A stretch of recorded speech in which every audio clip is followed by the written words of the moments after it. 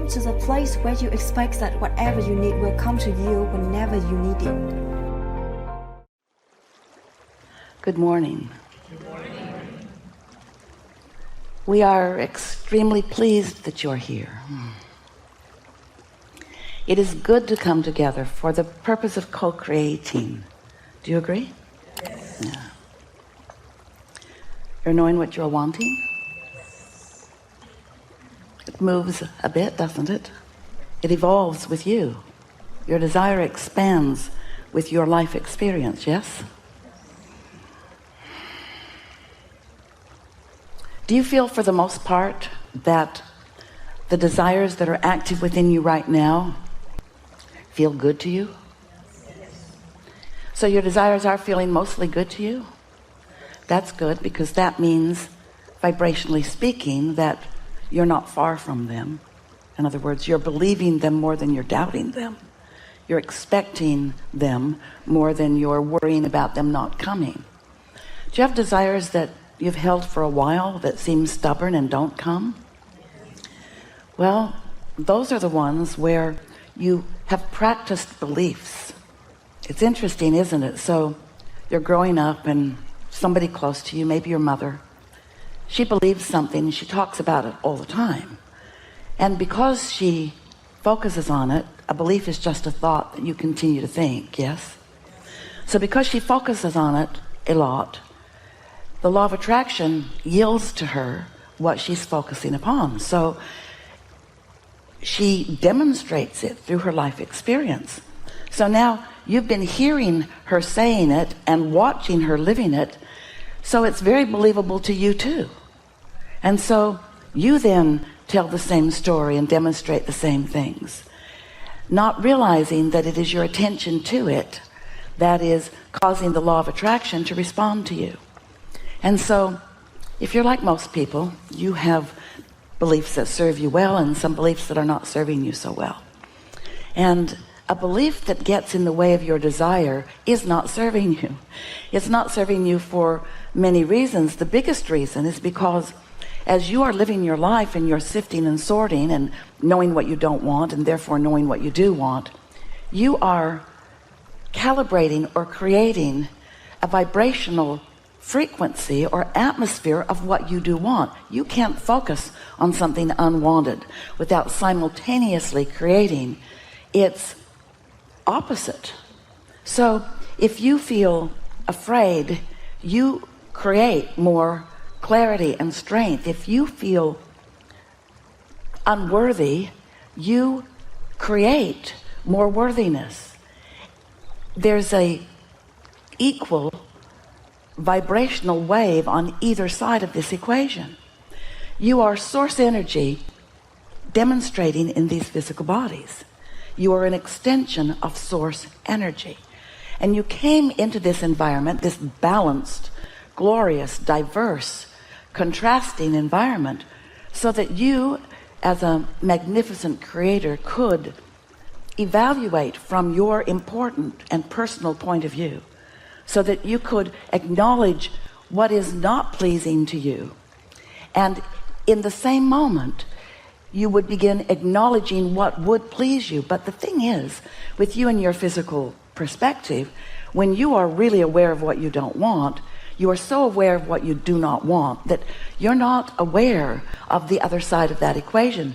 But the source from which you have come is your inner being knows that you are asking for more prosperity and more kindness and more love and more clarity when you are focused upon things that are not that way. So without knowing it, you are creating a vibrational reality. It is so vivid and so real and so important, and so the very reason that you're here in your physical body, that we, in wanting to get your attention about it, we call it the vortex. We want you to realize that it is something that is real, and it is something that is created by you, and it is something that is tended by that source energy part of you. When you launch a rocket of desire, that non-physical part of you becomes it. But sometimes that's hard for you to hear, because you are so accustomed to acknowledging you or me in my physical human body that you don't realize that you are so much more than this physical human body. You are source energy. You are energy vibration. That is primarily what you are. And that energy is demonstrated, is manifested in this physicality. But you are source energy. So as you launch those rockets of desire, you are actually causing the non-physical part of you to become more and more and more as a result of your life experience. You are causing expansion, universal expansion. And the thing about your inner being that we really want you to remember is that your inner being is so source energy oriented, never focused lackfully or hatefully, only in love and clarity, that if you find yourself, and sometimes it just feels impossible for you to feel otherwise, when you're focused upon something that you really do not want or really do not like, your inner being does not go there with you. That's why your emotional guidance system works for you the way that it does. When you find something that you don't want, your inner being holds steady to all the things that you have become. And while you are focused upon what you do not want, while you're calibrating to that without even realizing you are simultaneously calibrating to what is preferred, and that is what your inner being calibrates to.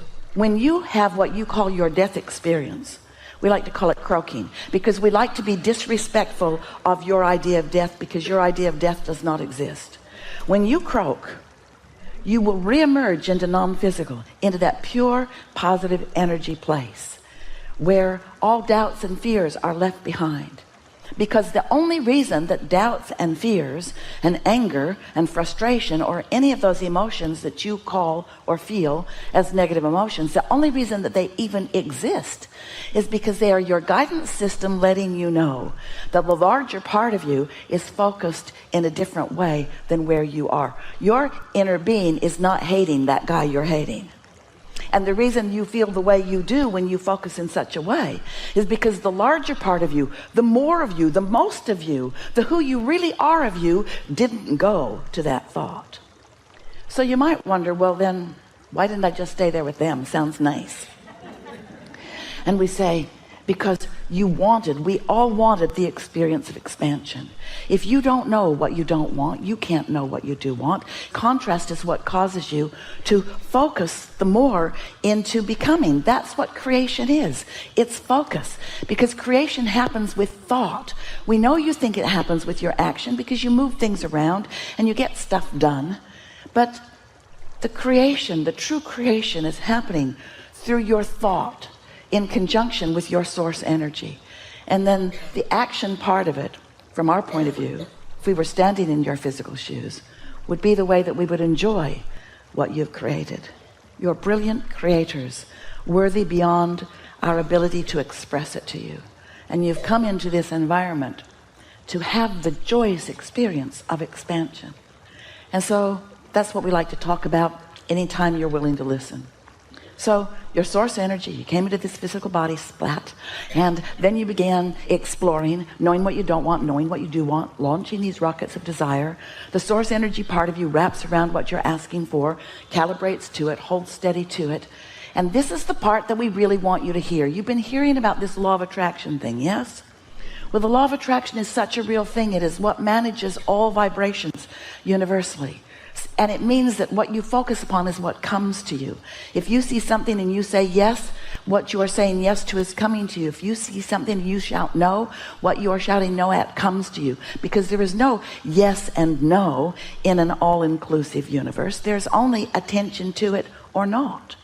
So as you are exploring and launching these rockets of desires and the law of attraction is responding to you, we really want you to understand that the law of attraction is responding to that larger non-physical part of you too. And because there's no resistance present in the frequency of your source energy, then what is focused upon from the perspective of your source is powerfully attracted to that source energy part of you. That's why this vortex that we talk about, your vortex that you've created through the living of your life, and some of it even before you got here into this physical body, it is huge and it is powerful. and it is attractive in nature, 1,000,000 times more attractive. That isn't even the right relationship from what you could focus upon in your physicalness. In other words, one who is connected to source energy is more powerful than millions who are not. So when you are focused in your physical body, if you are focused in alignment with your source, which means you feel great, you're feeling love or appreciation or something like that, when you're lined up like that, when you're tuned in, tapped in, turned on like that, your point of attraction is so powerful, and you see results, pleasing, never-ending results. But if you're focused over there in anger or frustration, that anger or frustration is simply your indicator that you've focused yourself away from how source sees it. It isn't wrong to do that, because knowing what you don't want launches rockets of what you do want, and that was your plan. That's what you came to do. Just don't make a career out of that. We call that step one. Step one is ask, and you can't ask for something until you've evaluated and come to your own important personal conclusions about what you're asking for. And when you ask, step two is it is given immediately. And the reason it is because when you ask, you launch the rocket. When you launch the rocket, your inner being and law of attraction get all over it, and the vibrational beginning of your desire happens. The next step is really what we focus upon in these gatherings. What are you doing about it? After you've asked, are you joining your inner being in the positive expectation of its becoming? Are you looking for evidence of it? Are you appreciating what's around you? Or are you fixated on what's wrong? Which end of this stick of creation are you calibrating to? Are you continuing to justify why you want that by explaining how terrible it is not to have it? Are you joining together with other groups of people who are also in protest in the absence of what they want? Because when you are in that modality, you are not allowing, you're not letting in, you're not accomplishing step three. You're not receiving what you're asking for. In fact, you're resisting what you're asking for. And then step four is you just get really good at being in the receiving mode. And step five, our favorite really, takes a while to get there. Step five is when you're back in step one and you don't mind.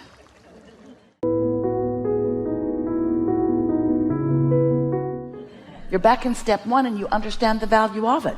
You're back in step one and you know you're sorting and sifting and calibrating, and you know the whole time you're writhing in the discomfort of what's wrong, you're creating an equivalent rightness of what's right. In other words, you understand that. And once you get the hang of this, once you are willing to acknowledge that feeling good is a good thing for you, once you acknowledge that your inner being is always aware of you, never apart from you, always rooting for you, aware of every engagement you have with every thought, word, or deed, aware of you, always aware of you, and while aware of you, having thoughts about you, pure, positive thoughts about you, thoughts of expectation, thoughts of success, thoughts of adoration, thoughts of your worthiness, thoughts of thankfulness for you playing your role in the expansion of the universe. And when you get crossways of those thoughts, like when you put yourself down or others, or like when you push hard against something unwanted, when you have those kinds of thoughts, then all that has happened is you've set up some resistance so that you're not in the receiving mode. Not in the receiving mode of what you want, not in the receiving mode of your connection with your inner being that feels like love and appreciation, not in connection with clear thoughts that stream from your vortex into your own mind. When you have resistance, you block the stream that's flowing to you. You block the good ideas. Your inner being knows where you stand in relationship to everything you desire, and it's constantly streaming awareness of how to get there. But if you're all balled up in what's wrong, you're not getting any of those messages. But it doesn't stop the message. Be easy on yourself. Do not try to hold yourself to the impossible standard of only being in a place where everything is exactly as you want it to be. If you could do that, you would cease to exist.